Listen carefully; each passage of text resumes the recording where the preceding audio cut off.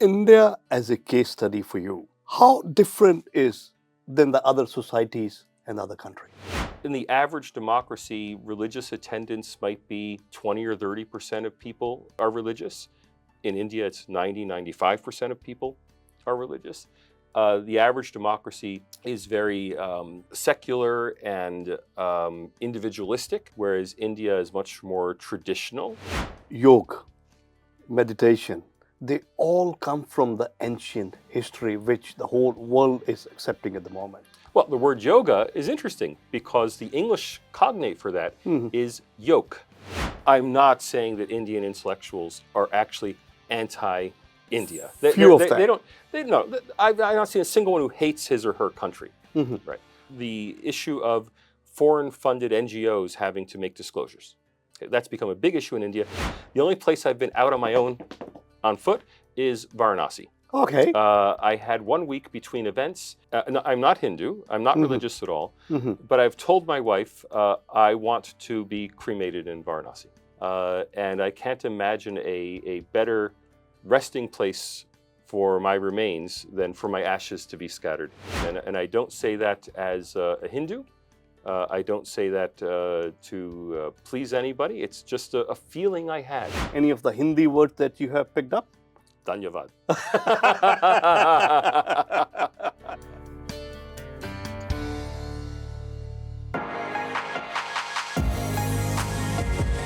Voice आजकल, our medium, your message. Good day, everyone. My name is Navneet Anand from Voice Ajkal. Our medium, your message. And the conversation that I'm going to have today would be very, very different to the normal and regular ones that I do. Here in studio, I have got Salvatore Babones. Did I pronounce it right? Absolutely correct. Italian, Greek. It's a combination of the two. Tell me about the history. Pretty typical in the United States. My Greek father's family came to the United States just after World War I.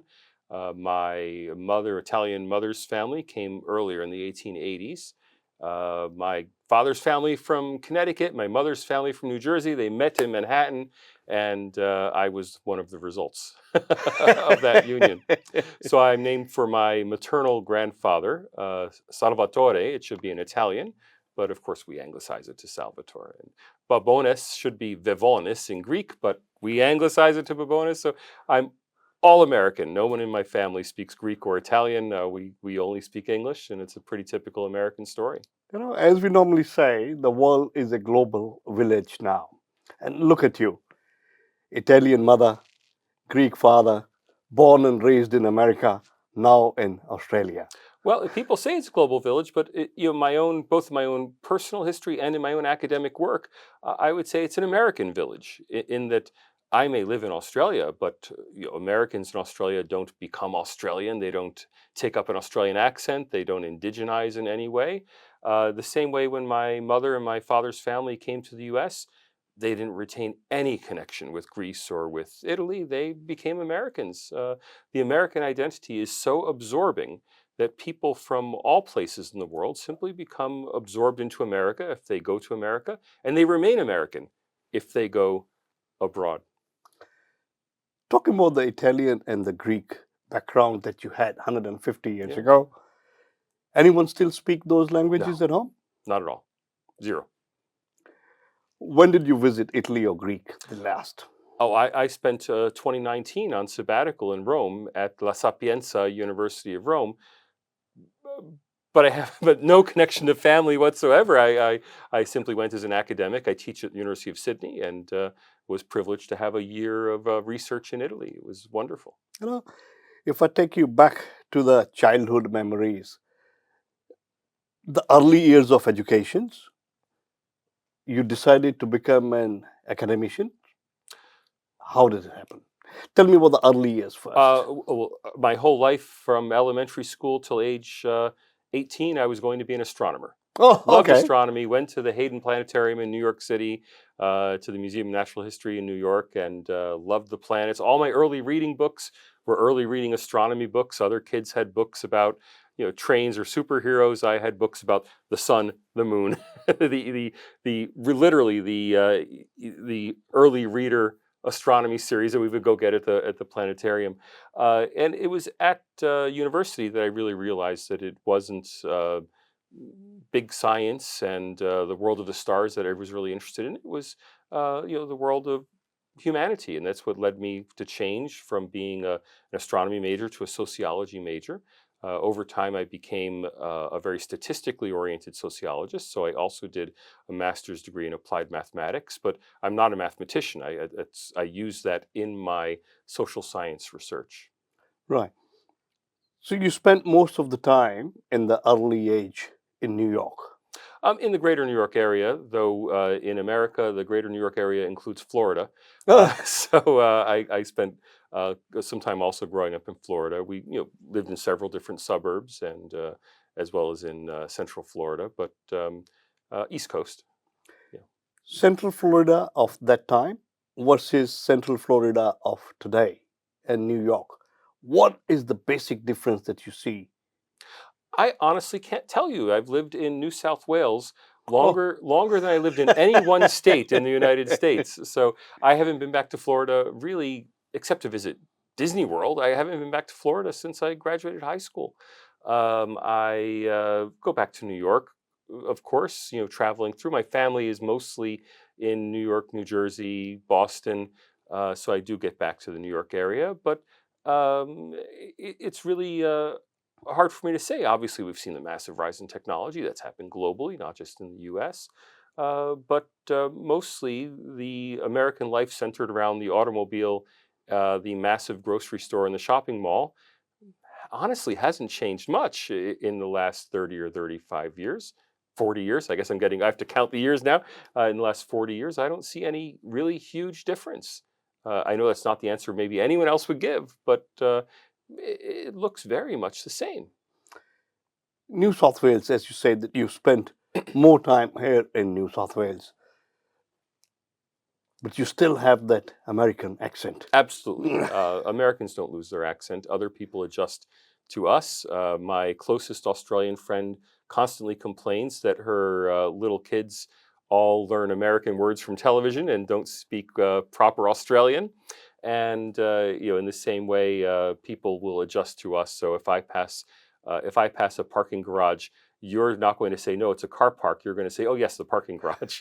And so and this is something that has entered into my own academic work, and that the American identity is completely absorbing. So about 10 years ago, I wrote a book called American Tianxia, writing about the Chinese concept of the world as a single tianxia, all under heaven, is the Mhm. Chinese term for it.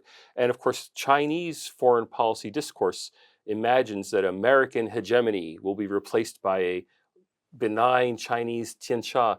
And I told them, well, no, you're right about the tianxia being the future, but it won't be a Chinese tianxia. It'll be Okay. an American tianxia, because the Chinese people moving, I mean, obviously here to Australia, but in even larger numbers to the US, or if they move to Canada, they become absorbed in an American centric world. Chinese institutions adjust to American standards. In academia, all across China, universities have been reoriented on American models. They publish in American style academic journals. Whether they publish in American journals or when they've set up their own Chinese journals, they've set them up on the American model, taking exactly the American framework for how an academic journal works and simply doing it in China and in English. They don't want to publish in Chinese. So what they're doing is reproducing an American world in China. Now, of course, it'll have local differences. There's a sociological concept called globalization, where Mhm. what's global becomes localized, and that is true. But fundamentally, these are American structures that are being uh, sent out to the rest of the world, and even more so now with the rise of the internet, the online world, AI. American innovations are shaping how the world works, even among the greatest challengers to the United States. They challenge the United States on American terms using American style technologies uh, in ways that are structured, social structured, like the United States. And that's true of not just daily life, but also government institutions, and how security services are run. How the creation. In the United States, there is a national security advisor that was founded way back in the 1950s. Well, now every major power in the world has a national security advisor structured on the U.S. National Security Council. They may hate America. Their National Security Council may be planning to overthrow America, but they're doing it using American-style institutions. America being the world power, and everybody aspire to be a successful businessman or in academics in US. But in your case, it has turned out to be you chose down under. I chose the weather, honestly. I was teaching at University of Pittsburgh, and I wanted a much warmer place to teach. I was offered a fantastic job in Australia, and Australia has been very good to me. But it's also very familiar to me because before I arrived in Australia, I came in 2008. If you were to look at Australian universities in the 1970s, 80s, even the 1990s, they much more resembled old British universities. Mhm. Starting in the 2000s, they Americanized and they changed their governance structures towards governance structures that are similar to that of U.S. universities. To the point where today, there's really very little difference an academic would notice moving from a U.S. university to an Australian university. I'm very at home in Australian universities, and that subtle Americanization is something that carries through everywhere. I mean, so you take India for an example. In India, India is the fastest growing large country in the world. It accounts for a massive percentage of global growth, but that growth is occurring in sectors where people are developing businesses on an American business model. They're Indian people working in India, but they're working in American-style corporations organized in ways that were pioneered in the United States, using forms of technology and organization that were pioneered in the United States. That is, they are internalizing the structure, not the values. They're not becoming like Americans in the way they think. Their values are Indian. Their languages are Indian, but the social structures in which they operate are increasingly born in America or made in America social structures. I'm a proud Australian with the Indian heritage who came to Australia in 1995. Still at home, we do follow all the rituals that we used to do Sure. back home as well. Now I have rather two homes, Australia as well as India. Talking about your role with the current university that you're working with, what exactly is it? I am an associate professor of sociology at the University of Sydney. I teach Australian social policy, of all the ironies in the world, but I take a global and comparative perspective to teaching Australian students about their own social policies in Australia. I also teach our quantitative methods curriculum. So I teach undergraduate and postgraduate social statistics. So that's my teaching side of my role. On the research side, I've just finished a major book on Indian democracy. So for the last 5 years, I've been researching, doing as much as possible quantitative, but also historical comparative research on on this fundamental question of how India alone among post-colonial states was born a democracy and remained a democracy throughout its entire history. And that's one of the great puzzles of social science, and that's what the new book is about. The book also debunks a lot of myths about the supposed decline in Indian democracy. I see very little evidence, I would say, frankly, no evidence of any decline in Indian democracy over the last 15 years. The quantitative evidence just isn't there. It contradicts all of that. But I also have done research on Australian universities. I wrote a book called Australia's Universities, Can They Reform? Spoiler alert, the answer is no. They can't reform. They've become very warped by both international student money and vice chancellor ambitions. But again, the book's a data-driven book about the rankings. And my previous book was on the BRICS economies. Previous book, that was the American Tian Sha book. But what ties them all together is an interest in international comparisons. In the private sector, people are used to the idea of benchmarking. How do you know if your company is doing well? You compare it to other companies in your sector. Is 8% a good return on assets? Well, it might be in one industry. It might be a terrible return on assets in another industry. How do you know if it's good? You see what your competitors are achieving. The same principle, in my view, should be applied to social science research. If a journalist is in prison, is that the end of democracy? Well, things go wrong everywhere. Someone's always in prison for some reason. A government may overstep its bounds. I don't want to know, is a journalist in prison? I want to know, how many journalists per 100 million people are in prison? For what reasons? And how does that compare to the number of journalists per 100 million people who are in prison in other countries? That is, we want to benchmark them. No country's democracy is perfect, or for that matter, when I did my BRICS book, no country's development trajectory is perfect. We need to benchmark middle income countries like the BRICS economies against each other to understand how they're performing. So virtually everything I do academically is in some way ultimately an exercise in benchmarking, or as we call it, quantitative comparative social science. When we're talking about the decline in Indian democracy, Mm. I think there's a narrative being set by certain media Yeah. channels and by the certain countries as well. They may have their own agendas to achieve something out of it. How can that be countered So it's not to the bring the truth out? it's not the countries that have an agenda, what they've made, to the extent that anyone has heard of me in India, it's for the one notorious claim that it's India's intellectuals who are anti-India. Right? And that went viral. And it went viral because Indians have a preconception about this, but it was my way of explaining to people where these rankings come from. So there are four major democracy rankings. One of them is done by a single emeritus professor in the United States. It's called the Polity 5 evaluations. In the Polity 5 database, India is rated 9 out of 10 as a democracy. It's rated higher than the US, which is rated 8. That was before Trump. It was rated 8. Australia is rated a 10. Right? So India is placed somewhere between the US and Australia as a very high quality democracy. That person has no connection to India. He's just looking at the numbers. It's a purely quantitative evaluation being done. Sorry, it is, I should say that it is partially subjective, but it's on a highly rigid evaluation system of, does India have this? Does it have this? Does it have this? Then it qualifies. The second best ranking for India is the Economist Intelligence Unit.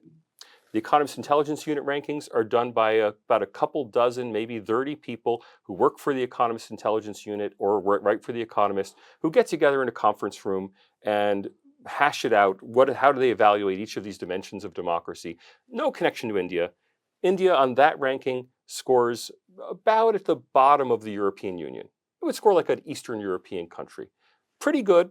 Not as well as the rich Western, Northwestern European countries, but as good as an Italy or a Greece, or a Poland. All right, fine. That doesn't have a strong connection to India. The next ranking for India is the Freedom House, Freedom in the World rankings. There, India is only like number 70. I think it's 76 in the world. It's relatively low, much lower than all of Europe, all of North America, all of Oceania. I mean, 76 in the world puts it, at the level of a mediocre Latin American country. Remember, there are only about 180 countries being ranked. To be number 76 means you're about as bad as you can get and still be a democracy. I mean, all those other countries are not democracies at all. Well, where do they get their data from? Yes, they're based in Washington, but they use country experts from countries around the world to inform them about their countries. So they're getting inputs from India, but they're making the decision in Washington. They rank India number 76. What's the worst ranking of all? The Varieties of Democracy Institute in Sweden relies almost entirely on in-country experts. They poll political scientists in India about India. They poll political scientists in Brazil about Brazil. They give them a series of questions to answer about their country. They rate India number 105 in the world. Okay, Oh, now that's getting zero input from the Swedes. In India, when the VDEM, as it's summarized as VDEM, Varieties of Democracy, when the VDEM Institute rankings come out, they always say in the Indian media, Sweden ranks India number 105. Sweden ranks India worse than, fill in the blank. But it's not Sweden ranking India. Sweden's just compiling the data. Those are Indians ranking India. Okay, so the question is, which Indians ranking India? These are professors at major universities who believe that there's been a major decline in Indian democracy in their subjective opinion. But let's face it, how many political science professors at Indian universities, how many of them vote BJP?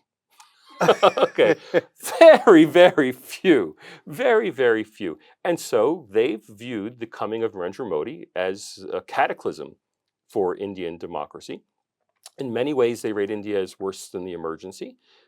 They always rate India as worse than during the 1950s, the Nehruvian democracy. And they rate India worse than the US under Jim Crow segregation. I could give example after example. They rate India as um, well, by far worse than any other country that actually has elections. To get worse than India, you have to not have elections at all, pretty much. But those are Indians making that evaluation. Now, it's not all Indians. It's not a survey of the Indian population. The Indian population is highly nationalistic. When we survey the Indian population, they're very happy with Indian democracy. When we survey Indians, do they believe in their democracy? They absolutely do. But India's experts don't. You made a very, very strong statement a few minutes ago. Intellectuals. Yeah. They are mostly anti-Indians. What I could feel and sense is there was a clamp on a lot of NGOs that were being funded by the foreign bodies. Yeah. Could that be one of the reasons? Well, I'll give you. So first of all, I want to be clear. I'm not saying that Indian intellectuals are actually anti-India. Few of them. They don't. They no. I've not seen a single one who hates his or her country. Mhm. Right. But they have a negative view of their country. So they're anti-India is a shorthand for saying they have a negative view of their country. They view their country in very negative terms. Now, you raise a good point. The issue of foreign-funded NGOs having to make disclosures. Okay, that's become a big issue in India. The Varieties of Democracy Institute specifically cites that, and Freedom House specifically cite that as a reason why freedom of association has come under threat in India. Yet, if you receive foreign funding to do anything politically relevant in Australia, you have to declare it. Yep. If you do that in the United States, you have to declare it. Not only that, when I explained this in India 3 years ago, the print immediately went and looked up the fact that I, Salvatore Babones, am a registered foreign agent in both Australia and the United States. Okay. Now, how much money did I take? $4,000. Okay, so they put it on the top of the website. American academic Salvatore Babones, sociologist Salvatore Babones, is a foreign agent. Now they know, all of us know, foreign agent just means you've done some work for a foreign entity, and being a good, law-abiding person, I declared it. Now, if I can declare that, I don't have a lawyer. I don't have a firm. I made $4,000. And for anyone in India, okay, I know that might be a year's wage for many people in India, but in Australia, $4,000 doesn't go very far. It's about 2% of my annual income. I did the paperwork and declared it. So why can't Amnesty International India do that paperwork? Why can't Human Rights Watch India do that paperwork? They're yelling bloody murder over having to disclose this funding. When I, as a private citizen, disclose it, what's so bad about that? There were few of them who were returning their awards that they were given by the previous. Yeah. But not only that, Australia. So the personal issue. Okay, it makes good media. Australia is well recognized as a quality democracy. Every democracy ranking rates Australia very high. No one says there's lack of freedom of association in Australia. But in Australia, if you receive foreign government funding, we have to declare it. You have to declare it. It's simply a matter of course. You have to declare it. So why is that a problem for Indian democracy if it's not a problem for Australian democracy? India as a case study for you, how different is than the other societies and other countries? Dramatically different. So I'm studying democracies. India is by far, and I mean by far, the world's poorest democracy. If by democracy we mean you've continued to have elections for more than 20 years. I mean, there are countries that are poorer than India that had one election recently. If to have an well-established, if you've been a democracy since the year 2000, India is by far the poorest country. It's also much more religious than other democracies.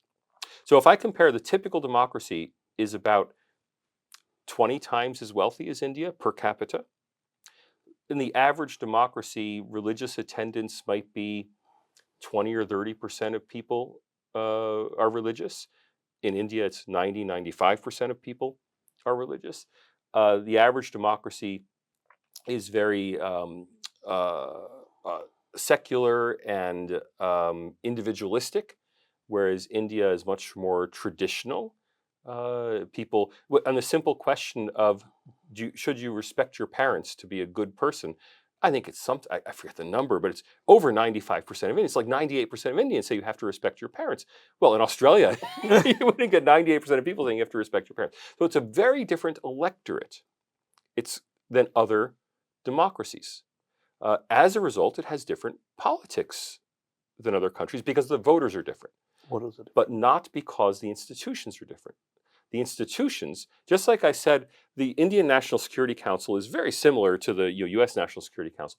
The institutions are the same. It's the voters who are different. And you get different outcomes because people want different things from life in India than they want in Australia or the United States or Germany. We normally say Australia is a multicultural society, US is a multicultural society. But if you look at India, from where I come No, from, India is multicultural, not it's- yeah. it's multicultural. Yeah. The number of languages, Yeah. after every 50 kilometers, there's a different language, different food, different talks. So first, the U.S. isn't multicultural at all. The U.S. is an assimilationist country. After one generation, people assimilate. The best example of that is Muslim Americans. Mhm. Muslims have had a lot of difficulty integrating in Western Europe, in the United Kingdom, Mhm. here in Australia. They've been separationist, living separately, marrying separately, staying within their own community. The U.S. Muslim population has fully integrated. Mhm. There's none of this separateness and none of the hostility. Notice you don't see Islamist terror attacks So did it by take American number of Muslims. generations? Or? One generation. Okay. Right? You don't see in the United States American Muslims engaging in terrorism. Hmm. In France, in Germany, in the United Kingdom, to a much lesser extent, but even here in Australia, there has been Islamist extremism. You don't see it in the United States. All the Muslim terrorists in the United States came from Saudi Arabia, right? They weren't Americans. So America is an assimilationist culture. Even the most difficult to assimilate groups very quickly assimilate in the United States.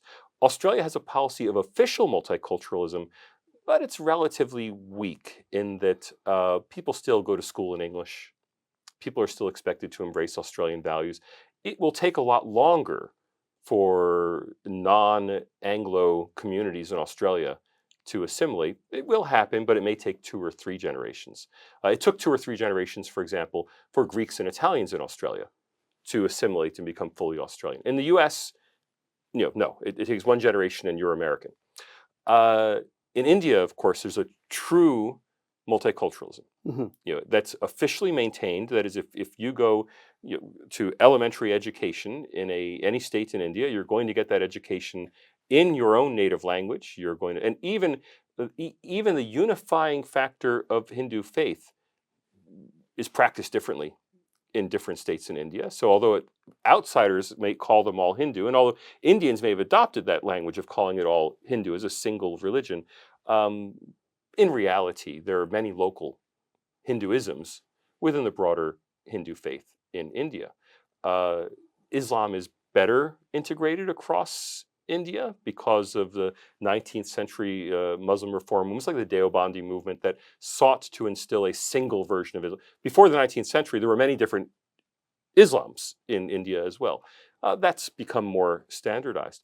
But nonetheless, India is an extremely multicultural country and the only truly multicultural country, I shouldn't say the only, one of the very few truly multicultural countries that has been able to sustain a democracy. Because the biggest threat to democracy is that democracies fall apart along linguistic or cultural lines. Look at what's happening in Belgium right now. Belgium is close to disintegrating between Flemish northern Belgium and Walloon southern Belgium.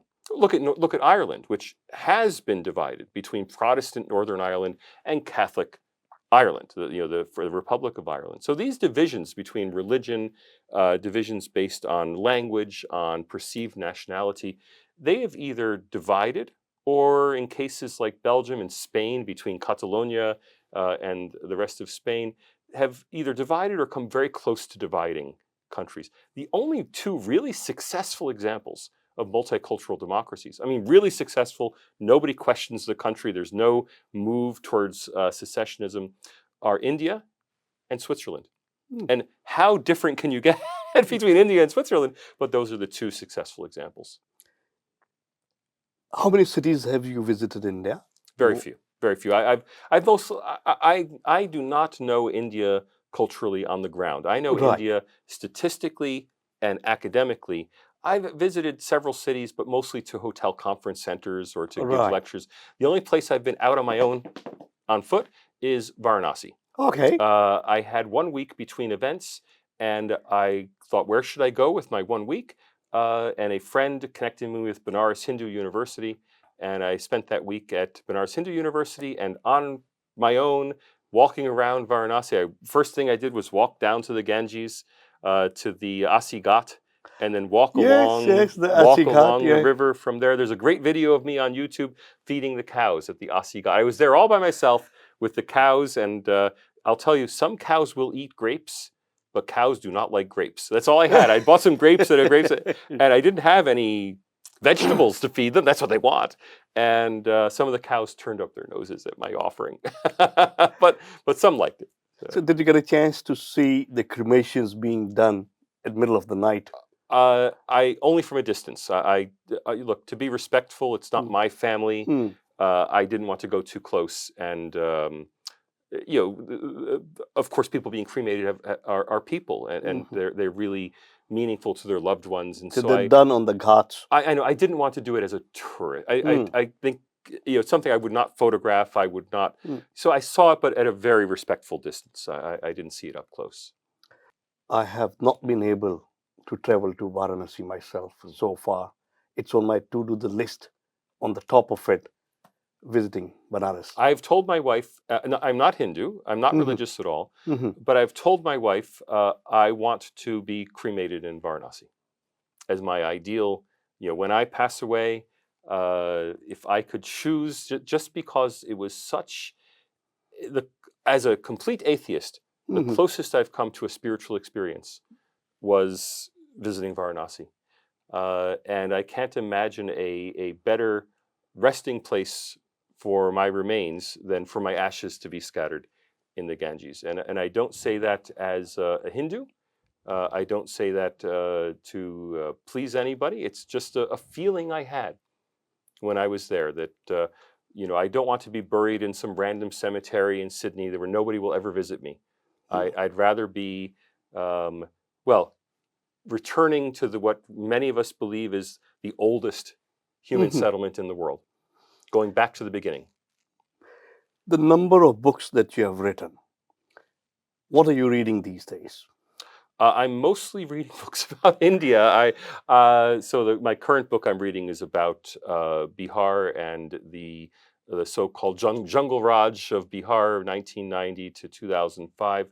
But I read pretty much all of the new books that come out in Indian democracy, especially the Indian books. Whenever I travel to India, I load up with 10 or 20 books to bring back. I'm just beginning a new research project on the sociology of Hinduness. Mhm. Not a theology. I'm not a Yep, yep. theologian. I don't read Sanskrit. I would Mhm. never pretend. Mhm. But the sociology of Hinduness, by which I mean, for example, what's the relationship between the Hindu faith and the caste system? Mhm. Or, for example, how do uh, how do Hindus in the diaspora practice religion versus Hindus in India? So these kind of sociological questions are ones I'd like to tackle. The major book on the sociology of the Hindu faith that scholars still refer to is by Max Weber, published in, I believe it was around the time of World War I, so around 1910 to 1920. It's time for a a more modern view of what the Hindu faith is. And I've enjoyed my work on India so much that I'm viewing this as a fantastic 5-year learning experience. Hmm. Don't ask me for answers now. Yeah. Ask me in 2030, because just as my current book on Indian democracy, I started in 2020 with no knowledge of Indian democracy. I came to it with a knowledge of the international rankings. My expertise was the rankings. My expertise was not India.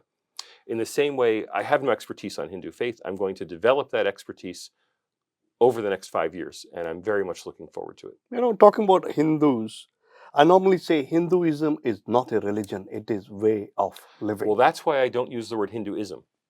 Right. And I'll say Hinduness. Of course, the controversial word is Hindutva, Hindutva. but yeah, that's become politically that's right. contentious. Mhm.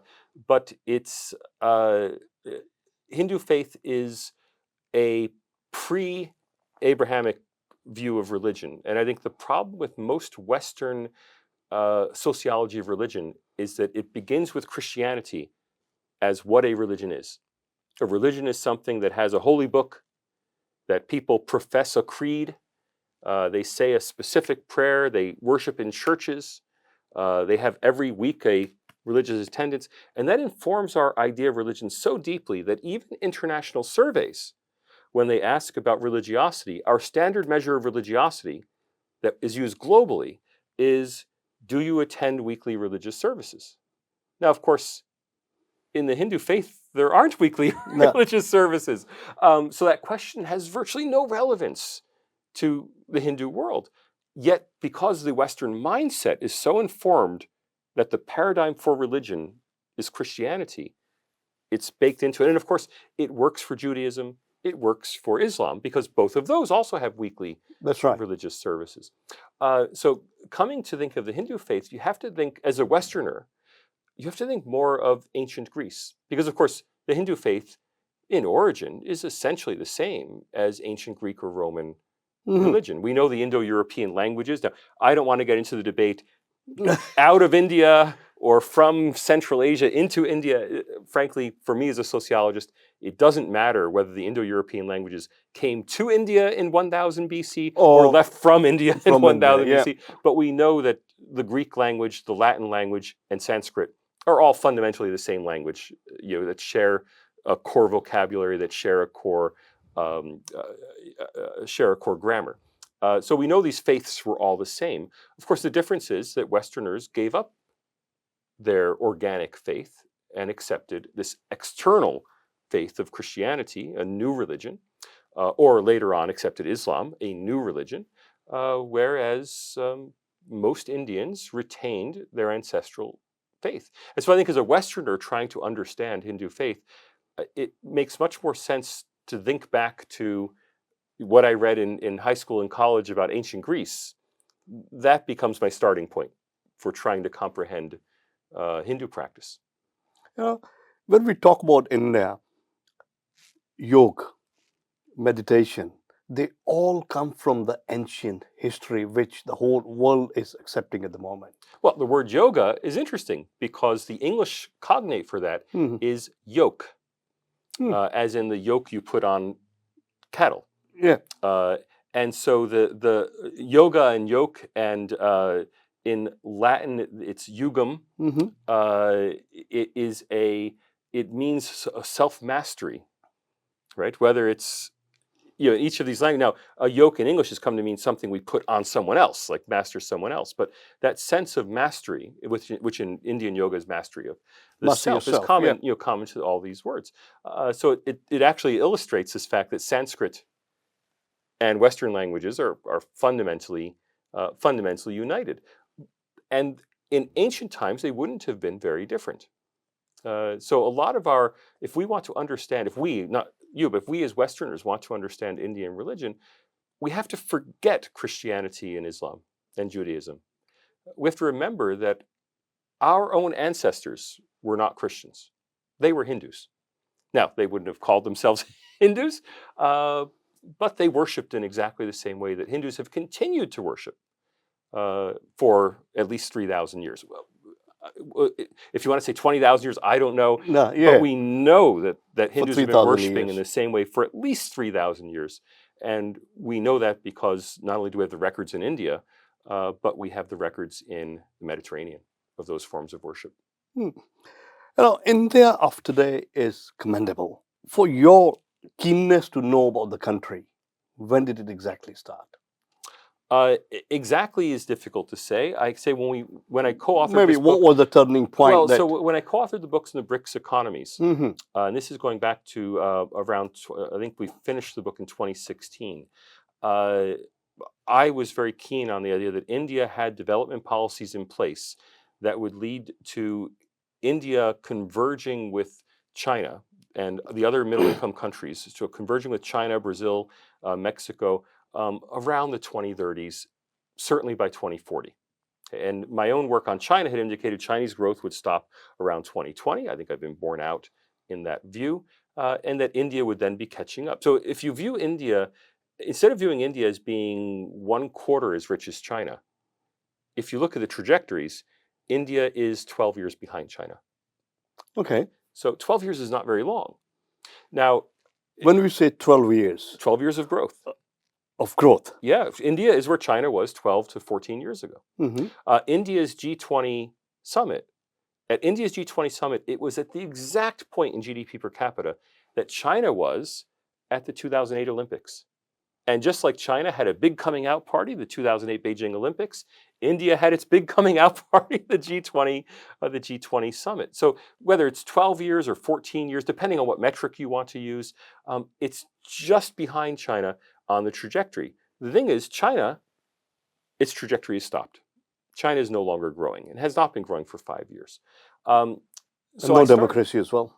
Sorry. And no democracy in the country. Yes, but that's one of the reasons. But leaving that aside, I got interested in India because I thought, well, India has the right policies in place, the pro-growth policies, where the growth is essentially baked in. Um, I'll just give you a simple example for that. Right now, India's GDP per capita is almost identical to that of the African continent as a whole. Mhm. Almost the same GDP per capita. How many IITs are there in Africa? Does Africa have a unified national rail network? Does Africa have 24-hour electricity? Does Africa have universal sanitation? Right. So India has all of these far superior qualities to Africa, yet its productivity is still stuck down at African levels. Now, if India has all of these much better social indicators, I would expect the Indian economy to grow to the level of those indicators. Now, that's not just me, that's called endogenous growth theory. It's the dominant theory of economic development in the development economics profession today. So I expect India to grow to the level of a country that has those sorts of quality institutions and infrastructure. Beyond that, I don't know. Right beyond that, India has to continue to develop it. But right now, India has the policy set and the infrastructure. And I was writing this in 2016 that it would continue to grow for the next 20 years. Okay. Beyond that, all bets are off. After 2040, consult a psychic. Try to find out what the policies will be. Okay. So that got me interested in India. I started writing articles about Indian economic development. I just got interested, just try to piece things together. And in 2020, I believe it was, I wrote an article about the three farm acts that were highly controversial in India, led to the protests, the farm protests. And I titled this article, and I just thought it was an article about policy reform and reforming the agricultural sector as part of leading to growth in India. And I titled the article, India's Rich Farmers Block Pro-Poor Reforms. That was hugely controversial.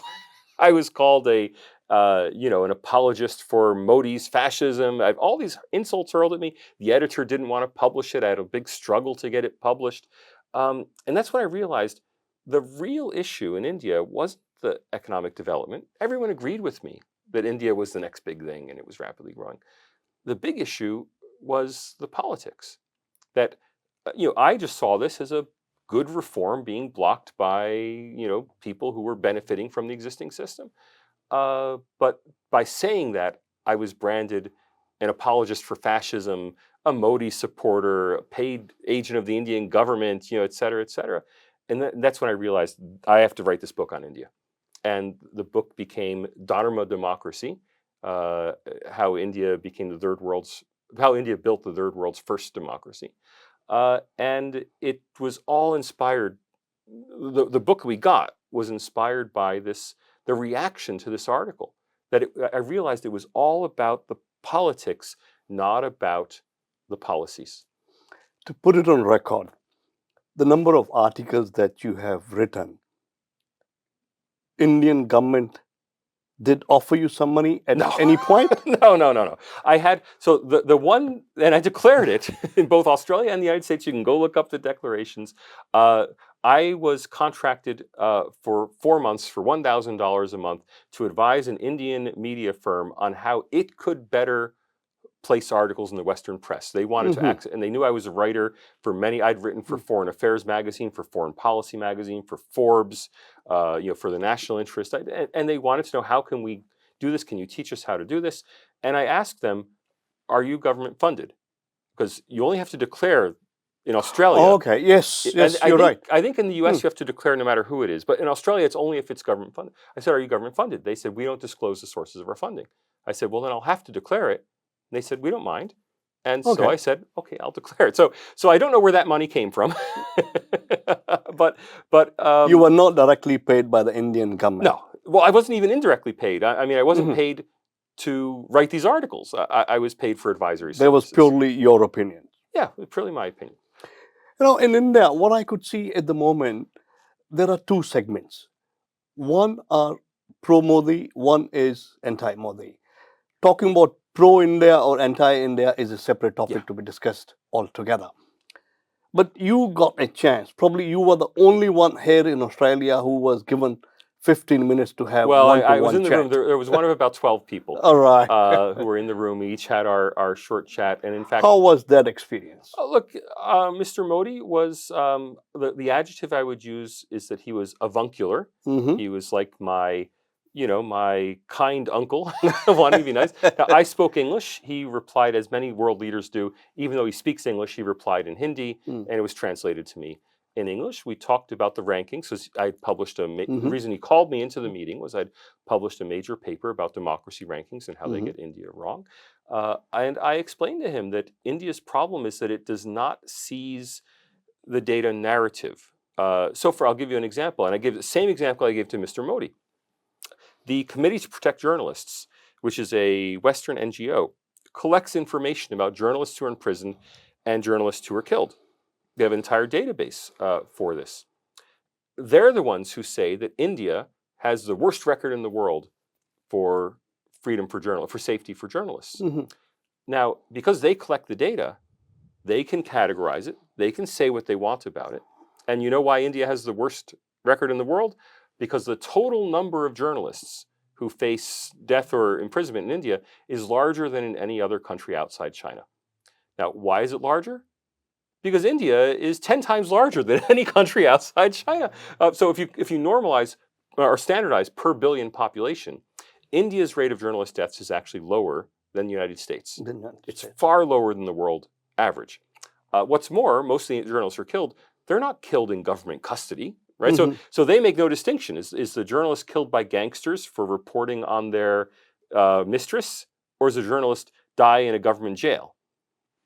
They don't make a distinction between it. Now, if the Indian government published data, it could, and I told him, why don't you collect data on every journalist who's ever has a FIR filed, who's ever brought before a judge, who's ever imprisoned, who's ever convicted, ever imprisoned, and ever dies, do the investigation. If you publish the data, you can provide accurate information. You can establish an accurate database that academics and journalists, people who want to know about the status of journalism in India, they can go to the true official data. Then you have control of the narrative. I said India needs to do a much better job, whether it's economic statistics. Frankly, it's much easier to get Indian economic statistics from the World Bank or the IMF than to get them from India. The Indian websites are just impossible to use. Whether it's economic statistics, which are reasonably good in India, all the way down to social things like political issues like journalists, where the data just isn't collected. Now, if India collected and distributed these data, it would paint a much brighter picture of India, because the facts are in India's favor. It's only the interpretation that is then spun anti-India.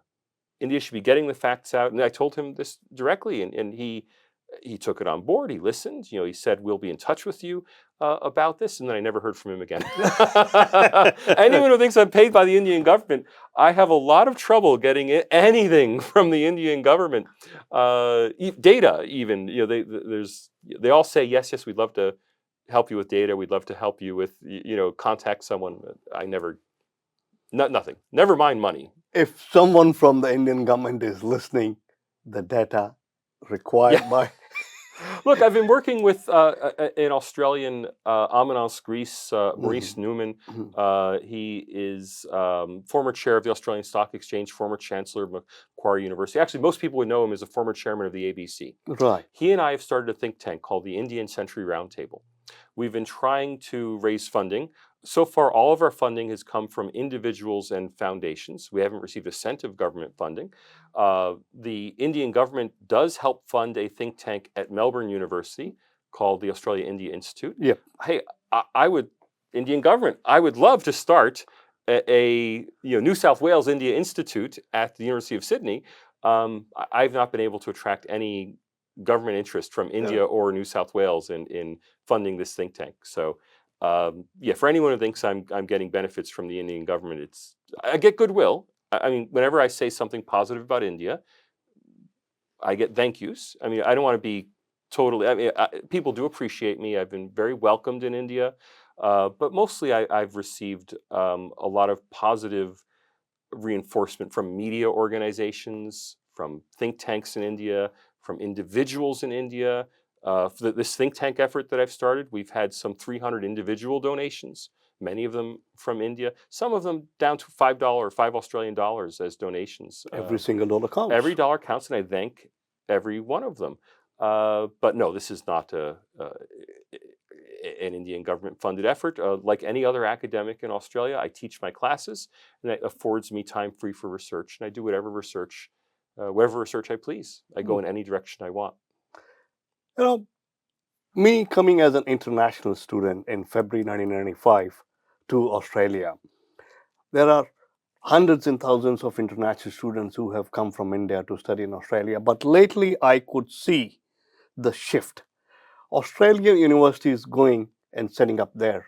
Yes, unsuccessfully. The Australian universities that are setting up in India completely misunderstand the international education market. They've bought their own propaganda. They seem to believe that Indian and Chinese students and Nepali students are coming to Australia because of the fantastic education offered in Australia. The reality is they're coming to Australia to access the Australian labor market. I mean, let's just be frank about it. For some elite Chinese students, they're coming to Australia to have a nice 3 or 5 years in Australia because their parents can afford it. But for everyone else, and for the poorer Chinese students and for the vast majority of Indian and Nepali students, they're coming to access the Australian labor market. And of course, opening a branch campus in Gift City in Gujarat doesn't give you access to the Australian labor market. These branch campuses are simply going to fail. The same way that the Chinese branch campuses of 10, 15 years ago, all of them failed as well. Back to Australia. Yeah. You've been here since 2008. 2008, 17 years. Do you feel at home now? Very much so. New South Wales is my home. I've been very much embraced by Australian society. I've met, I think, 5 former prime ministers. I have, I've spoken at many of the major think tanks in Australia. I'm regularly in the Australian media. I've been very much treated as a truly honored guest. And I say guest because I'm not Australian. Even without taking Australian citizenship, I've still been welcomed. So I mean, it's one thing for people like you. I assume you're an Australian citizen. It's one thing for people like you who've made a commitment to Australia, given up your prior citizenship and embraced Australia.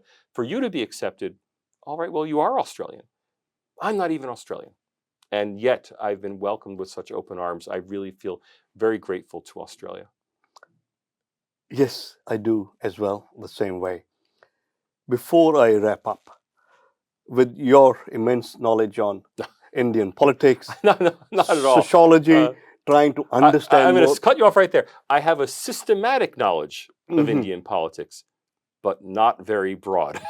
So the difference is Indians who seriously follow Indian politics know at an incredibly greater depth than I do.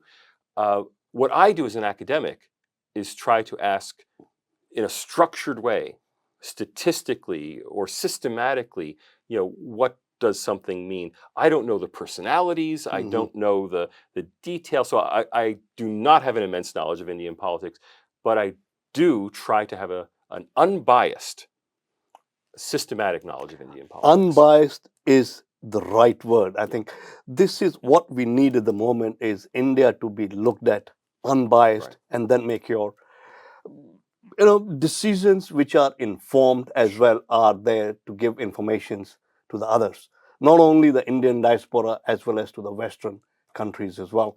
Any of the Hindi words that you have picked up? Dhanyavad. The sum total of my Hindi and all I've needed. Okay. Finally, what's your favorite Indian food? I am an entirely, 100%, a paneer person. So I will eat rotis, not rotis, dosas, and I will eat lentils, of course, all kinds of curries. But and I am a vegetarian, so it's very easy, for me to eat Indian food. But paneer. If we Paneer. go out for, I always would prefer a North Indian restaurant, and I'll always prefer, 3 different kinds of paneer with rice and naan. Yeah. If you ever take a delegation from Australia during your visit to India, I would be absolutely happy to volunteer in there. I don't as and when take required. delegations, but if you have if you want me to to come on your delegation, let me know. I'm happy to go. I think people assume that I have some larger role than I do. I'm not an administrator for the university. I'm just an ordinary academic doing workaday academic research. It's just that I'm working on a topic that it shocks me that other Westerners simply haven't taken up. I mean, I'm sorry to go on and on, but look at the depth of Western expertise on China and the number of true Western China experts who deeply understand the country, who spent decades studying China, who know China better than Chinese people. There's none of that in India. Virtually all of the Western expertise on India comes from non-resident Indians. There's almost no. There's some Westerners who study medieval Indian history, or who study Sanskrit language in a very technical way. I have not run into a single non-Indian origin academic who studies contemporary Indian politics other than myself, and that should change. Thank you so much. I would be looking forward to the book in 2030, as you said. The next book, yes. The next book in 2030. My name is Navneet Anand. I had a wonderful conversation with Salvatore Babones. Great to talk to you.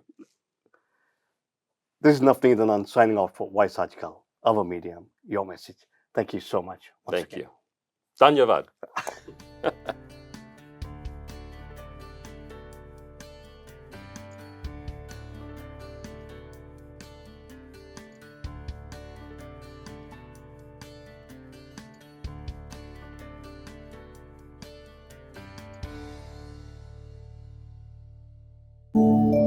Fiji Times. Be with the times.